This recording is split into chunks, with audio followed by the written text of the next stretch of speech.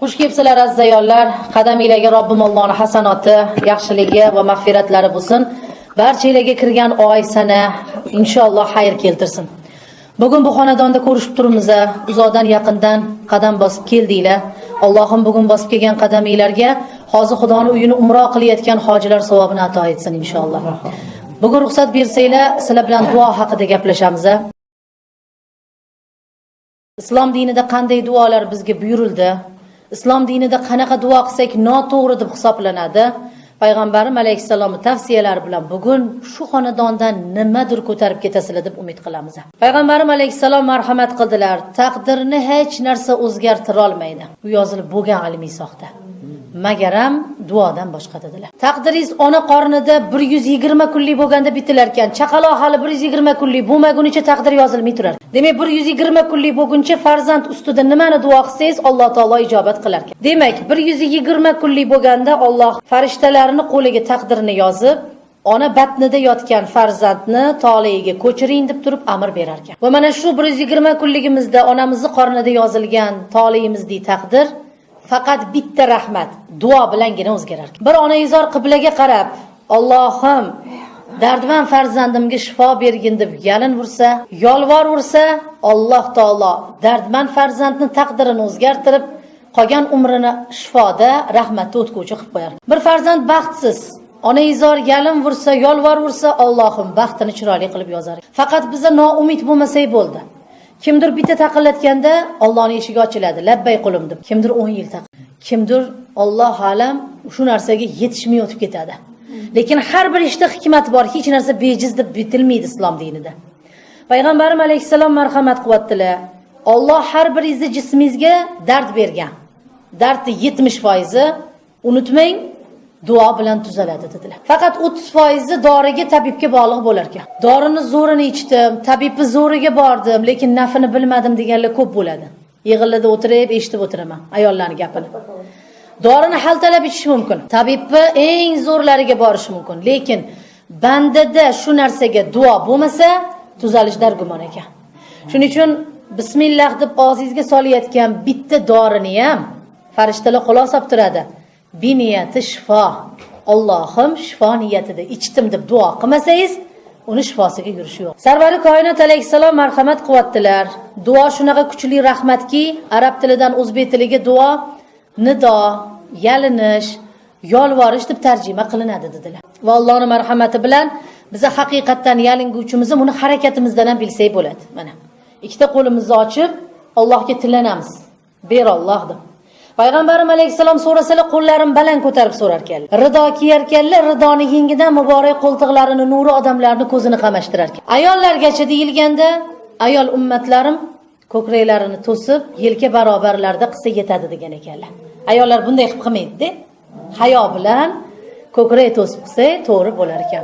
Duoda ko'kka qaramang dedilar Payg'ambarim alayhissalom. Duoda osmonga qarashlik bu duoni odobiga rioya qilmaslik deb hisoblanar. Eng yaxshi duo Alloh taolo bandasini qo'lini duoga ko'tarib, ko'zini hayo bilan yerga tikkanini Alloh sevar. Nega ortimizda turgan shuncha aybimiz bor, orqamizda turgan shuncha gunohimiz bor. Shu gunohlar bilan ko'zimizni yerga qaratib so'rasak, Alloh taoloning mehri, muhabbati bizga oshar ekan. Payg'ambarim alayhissalom marhamat qildilar. Bir odamning duosi qabul bo'lmasa, qabul bo'lguvchini qidirib topsin dedilar. Qabul bo'luvchilar bir nechta ekan, ulardan birinchisi ona bilan ota bo'lar ekan. Alloh taolo marhamat qilyaptiki, ona bilan mening oramda duoda parda bo'lmaydi deyapti Alloh. Sizlar hammanglar onasizlar. Sizlarni duoinglardek qudratli duo yer yuzida yo'q. Ertalab ko'chaga ketayotgan bolangizni o'zini agar aqliga yetmasa, to'xtating, qaytaring. Duo bering, keyin chiqaring. Bu onani duosi bilan chiqqan bola sovut kiyib chiqqan bola hisoblanar ekan. Uncha-muncha ofat, uncha-muncha kelayotgan Alloh asrasin talofat ona duo bilan o'rab chiqargan farzandni aylanib o'tar ekan. Shuning uchun duoingiz qabul bo'lishini xohlasangiz, onaizorigizga, otangizga duo qildiring degan ekanlar Payg'ambarim alayhissalom. Yaqinda bir ajoyib voqea bo'ldi. Shu mendan ikkita ko'cha orqada turadigan qarangki bir yigit, bir chiroyli mashinalarda o'ziga to'q yigit yonlarida ayollarni o'tkazib kelishdi-da, opa bizga palonchi xor ekani manzillari kerak deydi. Men so'radim, bilsam bo'ladimi? Men manzil beruvchiman. Siz boruvchisiz. Siz nima niyatda ketayotganingizni avval bilishim kerakman. Yaxshilik bilanmi? Yomonlik bilanmi? Shu odam aytdilarki, "Yo yomonlik yo'q, opa, bir ish boshlaganman. Ruxsat bersangiz, manzilni etsangiz, men shu qorakadan duo olmoqchiman" dedilar. Men savol berdim, "Boshingizda onangiz bormi?" dedim. "Borlar" dedilar. "Onangizdan shu boshlayotgan ishingizga duo oldingizmi?" dedim. Bu yigit aytdilarki, "Onalar har doim duo qiladi-ku" dedilar. Qarang, onalarning beg'uborligini, hech bir haqsiz har doim duo qilishini bolalarning o'zi ham biladi. Savol berdim. Aynan shu ish uchun mashinangizni orqasini sovg'a salomga to'ldirib ketyapsiz. Shu olib ketayotgan hadiyingizni 3dan 1ni bo'lsa ham oldiga qo'yib, "Onajon, meni duo qiling. O'yimni piri, azizavliyosi siz ekansiz. Siz duo qilsangiz qabul bo'lakan. Qarangki, qorilarniki" deb aytdingizmi desam, "Yo'q" dedilar. "Endi bundoq qilamiz" dedim. "Hozir orqangizga qaytasiz" dedim. "Nega?" deydilar. "Avval onangizni rozi qilasiz, duoni olib kelasiz, kelganingizdan keyin men manzil beraman" dedim. Haligi yigit g'alati qarab menga tabassum qilib qo'ydilar. Men aytdimki, "Yoqmadi, kelmaydi" dedim. Mashinaga o'tirishdi-da, xayr xo'sh qilib ketishdi. O'sha kuni kechgacha poyladim, kelmadi bu inson. Bildimki, Ali nima deydi, ortiqcha so'zdek, ortiqcha yukdek bo'ldi bu gap. Ertasi kuni ertalab eshik taqiladi, chiqdim. Chiqsam haligi yigit turibdilar bitta o'zlari. "Opa, kecha meni o'yimga jo'natuvdingiz. Sizni Alloh qalbingizga soldimi?" dedilar. "Nimani?" dedim. Men eshikdan chiqib ketayotganimda onam ochiq ayvonda qoluvdilar orqamdan qarab. Shunda siz bilan uchrashib orqamga qaytib borsam, ikkita yuzlarini ikkita kaft bilan bekitib, xo'ngrab yig'lab o'tirgan ekanlar. Eshikdan kirib kelib, yarim soat harakat qildik, onamni ovutolmadik deyaptilar. "Qattan bildingiz? Onamni qalblariga shu meni qilgan ishim og'ir botganini siz qattan bildingiz?" deydilar. Men bilmadim, uni bildirgan Allohga hamd bo'lsin. Sizni adashishlikdan, meni noto'g'ri ish qilishdan qaytargan Allohga hamd bo'lsin. "Xo'p, nima qildingiz endi?" desam, "Yo'q, o'sha kuni bilan onamning xizmatlarida bo'ldim. Onamni bozor aylantirdim, chiroyli engilvosh, chiroyli taom bilan yo'qladim. O'yga kelgandan keyin, 'Onajon, mendan rozimisiz?' desam, 'Roziman bolam, mingdan ming roziman' deb aytdilar. Onam duo qildilar, aytganingizdek onamni duolarini olib keldim. Endi manzilni berasizmi?" deydi. "Manzil sizdan aylansin, oling manzilni." Haligi manzilni olib borib yana din ahlidan haligi yigit duo oldi. Ishini boshladi. Mana Xudo xolisa ishlari o'ngiga boshlayapti degan umiddamiz. Qo'shimchasiga biz ham duo qilamiz. Aytmoqchi bo'lganim, gopayt oldimizdan oqqan suvni qadri bo'lmay qoladi. Gopayt ko'zimiz ko'rib turgan onalarni har doim ham o'g'illar yetarlicha qadriga yetmayotgandek bo'laveradi. Gopayt shunaqa bo'lar ekanki, mana yoshimiz 40 ga yetib sekin-sekin o'sha narsani ostonasida turibmiz hozir. Eshik qattiqroq yopilib ketsa ham qalbingizga darrov shikast kelaveradi, ko'zingiz bir pasda g'ilqillab yoshga to'laverar ekan. Mana 40 ga to'ldik, bu yildan shunaqa bo'lib qoldik o'zimiz ham. Piyala-piyaga urilib ketsa ham ziri tortasiz. Bolam menga qilmadimikin? Bolamni tabi ko'tarmaydigan gap aytmadimmikin? Qatta xato qildimikin? O'zingizni o'zingiz taftish qiladigan boladay ko'yingiz nozu yarimta bo'lib boraverar ekansiz. Demak, onalarning duosini olishlikka bolalarga Allohim chiroyli kuch, quvvat, fahm bersin. Hech qaysisi ovora bo'lmasin, hech qaysisi. Tilladan tog'dek qilib uy qurib berganda ham hech qaysi farzand onani haqqini ado etib bera olmaydi. Hech qachon payg'ambarim alayhisalom 1 soat urgan daqiqalarini qarangki so'ragin. "Sen mendan bir kunini emas" deganlar haligi insonga ham. Opchib, hajga olib borib, haj qildirib kelgan insonga ham. Keyingi duosi qabul bo'ladigan kimsalar bular inshaalloh ustozlar bo'lar ekan. Qaysi birizga ilmdan, Qur'ondan nafi tekkan bir kishi bo'lsa, shu kishining duosi ona otaniki bilan barobar hisoblanar ekan.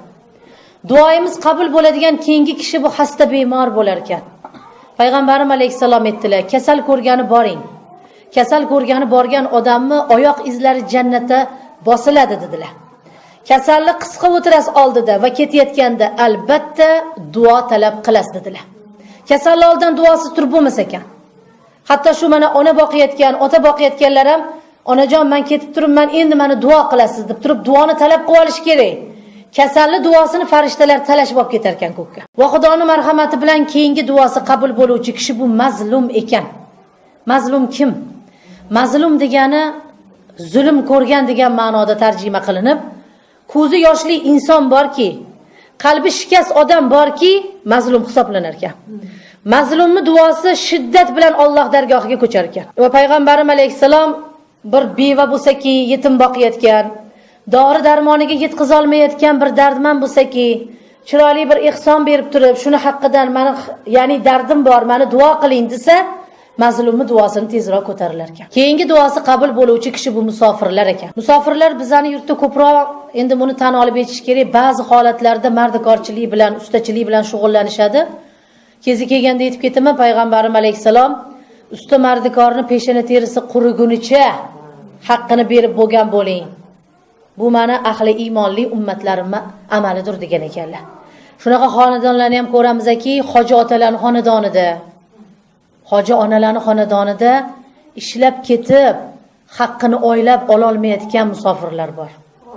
Bularni duosi ham lag'zali, duoibati ham lag'zali. Shuni ham ogohlantirib qo'yish kerak. Va payg'ambarimiz alayhisalom duoingiz qabul bo'lishini xohlasangiz, uni vaqtlariga amal qiling dedilar. Birinchisi, osmon eshiklari ochiq paytda duo qiling, qabul bo'ladi dedilar. Qachon ochiladi osmon eshiklari yo payg'ambarimiz alayhisalom deb so'rashganda, qorminam yomg'ir yog'ayotganda dedilar. Payg'ambarimiz alayhisalom yomg'ir yog'sa-da tiz cho'kib duoga o'tirar ekanlar. Chunki har bitta tomchi yomg'irni olib tushgan farishta o'rniga bir musulmon duosi bilan qaytib chiqib ketar ekan. Keyingi duo qabul bo'ladigan vaqt muborak juma kuni ekan. Muborak juma kuni juma namozigacha bo'lgan duolarni farishtalar talashib ko'kka ko'tarar ekan inshaalloh. Shuning uchun imom xutbaga chiqib, to juma namoziga azon etilgunga qadar duoda bo'lib turinglar. Nimani so'rasanglar shu 1 soat ichida inshaalloh qabul bo'lish ehtimoli kuchli ekan. Keyingi duoyimizni qabul bo'ladigan vaqtlari bu tahajjud kechalari bo'lar ekan. Tahajjud namozlari bo'lar ekan. Tunda tahajjudda o'qilgan duolar qabul ekan inshaalloh. Qadr kechalari, barot kechalari, rag'oyib kechalarida duolarning qabul bo'lishiga va'da katta ekan. Payg'ambarimiz alayhisalom sahobalarga marhamat qildilar. Ikkita hayitning arafa kuni ummatim nimani so'rasa ato etiladi dedilar. Sahobalar ertaga hayit namoz degan kuni uxlashmas ekan. Katta hayitni, kichkina hayitni chin arafasini hayit namoziga ulashar ekan va shu arafada qilingan duolarni qabul bo'lish ehtimoli juda kuchli bo'ladi. Bir kuni payg'ambarimiz alayhisalom hujralarda o'tirsalar, 3 ta badaviy cho'l arabi kirib keldi huzurlariga. Ya Rasululloh sollallohu alayhi vasallam, biz arabning uyoq boshidan keldik deydi. Bir haftadan beri yo'ldamiz, safardamiz deydi. Kelinglar, xizmat dedilar, duo kerak dedi. Faqat duo niyatida keldik, bizni bir duo qiling deydi. Ko'taringlar qo'linglarni dedilar. Hammalari qo'llarini ko'tarishdi. Robbana atina fid dunya hasanatan va fil oxirati hasanatan va qina azaban nar dedilar. Haligilar duoni yuziga tortdi deb bo'ldimi dedi. Payg'ambarimiz alayhisalom bo'ldi dedilar. Ketishdi. Ertasi kuni yana kirishdi. Yana o'sha duo. Inninisi yana kirishdi, 3-kun ham yana o'sha duo. Oxir ichlarida bir kattalar yetdilar. Yo payg'ambarimiz alayhisalom, biz shu duoni qilyapmiz, sizdan duo olyapmiz, lekin qalb to'lmayapti. 3 kundan beri bir durustroq duo qilmadingiz deydi. Payg'ambarimiz alayhisalom aytdilar, dunyoni charx urib aylanib keling. Robbana atinadan yaxshiroq duoni toping. Men sizni o'sha duo bilan duo qilaman dedilar. Bekorga bu duoni Alloh namozi ichiga solmagan. Tarjimasiga quloq soladigan bo'lsak, ato etkin bizlarga dunyo yaxshiliklarini, ato etkin bizlarga oxirat yaxshiliklarini va bizlarni olovli azobingdan asragin degan duo so'ramaganiz nima qoldi yana dedilar. Demak, Robbana atinan ichida hamma narsa mujassamdir deb javob berdilar. Rasululloh sollallohu alayhi vasallam marhamat qilyaptilar. Duoni qofiyalisini Alloh va uni rasuli yomon ko'radi dedilar. Qofiyali duo qanaqa bo'ladi deb savol berishdi, javob berdilar. So'yganlaringiz qo'y bo'lsin, ko'rganlaringiz to'y bo'lsin, yastu to'la bosh bo'lsin, qozon to'la osh bo'lsin. Payg'ambarimiz alayhisalom bunaqa duo qilmang dedilar. Bu duo yurakdan chiqmaydi dedilar. Duo ikki og'iz bo'lsin, qalbdan chiqsin. Uni yodlab olgan matn bilan aytishlik durust emas dedilar. Duoning eng yaxshisi Qur'oniy duo dedilar. Mana shu kitobni ochasizlar. Robbana bilan boshlangan jamiki duo Qur'oniy duo bo'ladi. Shu duolarni Alloh yaxshi ko'rar ekan, chunki Qur'onda o'zi o'rgatyapti Robbim bizga.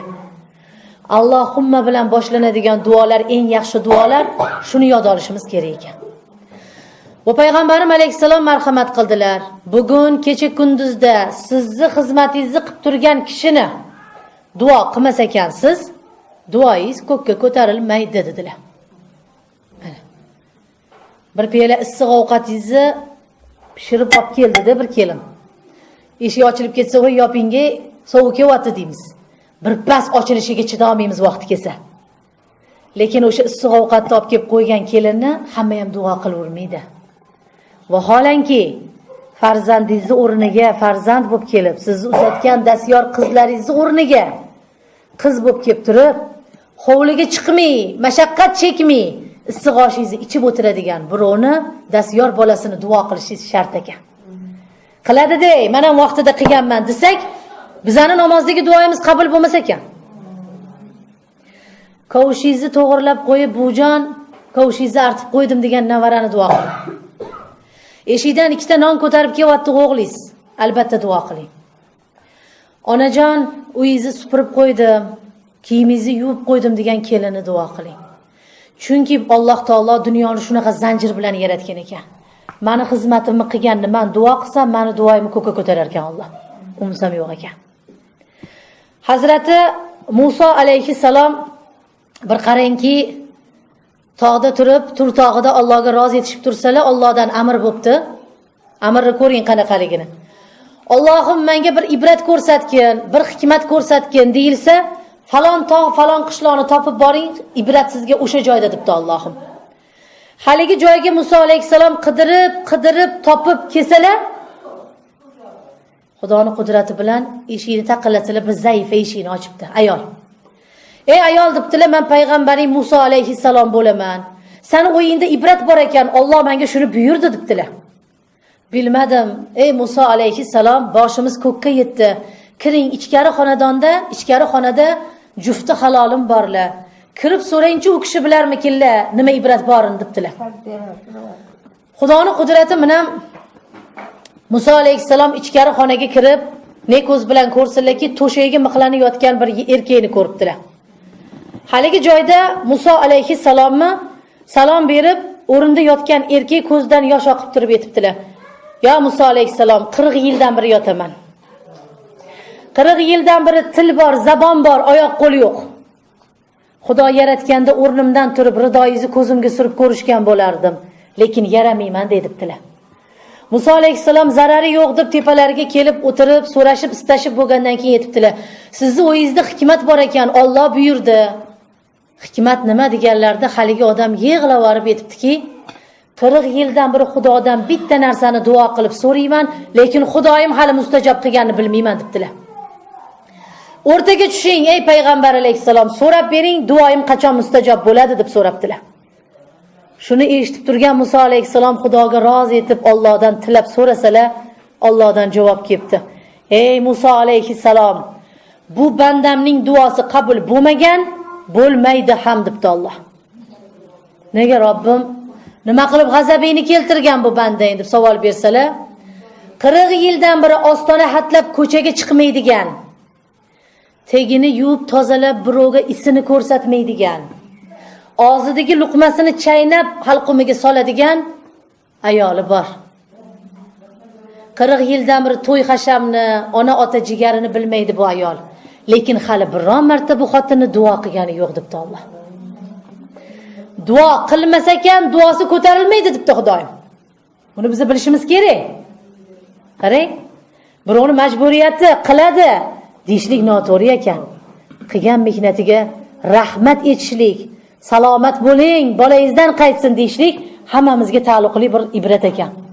Xudoning qudrati bilan ayoli chaqiribdilar Musa alayhisalom. Ayol zaifa kirib kelib so'rabdilar: "Labbay ya Musa alayhisalom" deganlarda, "Bu eringni agar roziman deb turib bugun aybidan o'tmasang, u seni duo qilmasa, shu kechda ering Alloh asrasin jahannamiy bo'lib turibdi" dedilar. Erkak ayoliga qarab turib aytdi: "Shu kungacha qilgan xizmatingdan ey ayol roziman. Alloh taolo senga qiyomatda jannat mukofotini bersin. Ayolam ko'ziga yosh keldi. Bu kunlarni necha kun kutdim, necha yil kutdim. Hattoki og'zingizga osh solib turganimda so'kish eshitgan kunlarim bo'ldi. Tayizni yuvib tozalaganimda jerkishlarni qarangki guvohi bo'ldim. Lekin bugun rahmat ey ayol deb turib etgan duoingizdan men roziman. Shu so'z uchun yashadim. Alloh sizni ham duoingizni qabul qilsin dedi. Lahzada erkakning duosi qabul bo'lib, 40 yildan beri oyoq qo'limga shifo ber Xudoyim, dardimga shifo ber deb so'rar ekan. Muso alayhisalomning ko'z o'nglarida oyoq qo'li lipillab harakatga kela boshladi. Demak, Muso alayhisalomga kelgan bu qissada Alloh taolo barchangiz bir-biringizga boylangansiz deyapti Alloh. Barchamiz hatto mana yig'inga keldik.